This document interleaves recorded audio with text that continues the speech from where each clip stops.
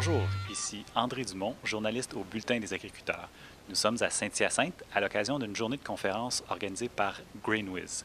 Catherine Brodeur, économiste agricole au groupe AGECO, vient nous dresser un portrait de l'évolution de la production des grains au Québec. Nous l'avons interrogée pour vous.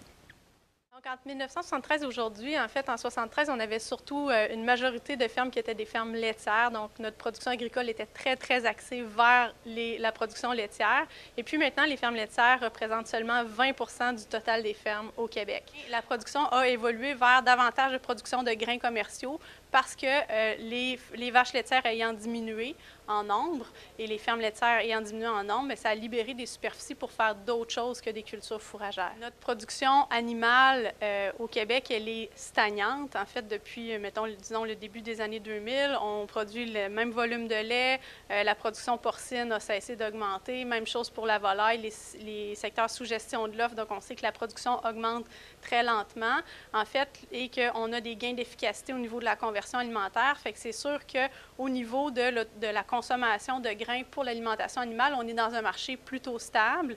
Et puis, on a une part de plus en plus importante du grain qui est produit sur les fermes qui est commercialisé sur le marché. Alors que les rendements de maïs sont en croissance constante là, depuis début des années 70, dans les céréales à paille, en fait, dans les autres grains, on observe vraiment une stagnation des rendements depuis les années 90 et même avant dans certains grains. C'est effectivement préoccupant. Ça veut dire qu'on n'a plus de gain de productivité au niveau des rendements sur les entreprises qui produisent des céréales. Fait que oui, c'est un sujet de préoccupation très important pour le secteur. Avec l'augmentation de la productivité ou du niveau de performance, entre autres dans le porc, dans la volaille, les exigences de qualité au niveau des grains, tant au niveau des toxines que des poids spécifiques ou d'autres caractéristiques de qualité deviennent de plus en plus serrées, si on peut dire, les exigences de plus en plus élevées.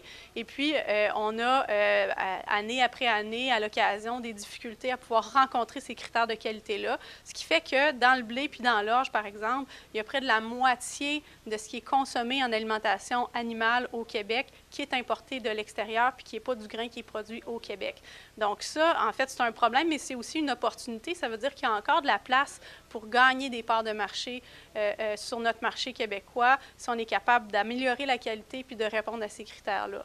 Même chose dans certains créneaux plus de spécialité, qu'on pense à l'orge brassicole où on fournit environ autour de 15 à 20 des besoins québécois ou d'autres grains, bon, pour ne pas nommer le blé panifiable où en fait 95 de l'approvisionnement de nos minoteries provient de l'extérieur. Fait que c'est des belles opportunités, des marchés, en fait, de l'espace qu'il y a encore sur notre marché québécois qu'on pourra développer. Donc, l'avenir est prometteur de ce côté-là. Puis, il faut travailler à améliorer les rendements, la qualité, les bonnes pratiques, l'entreposage, etc.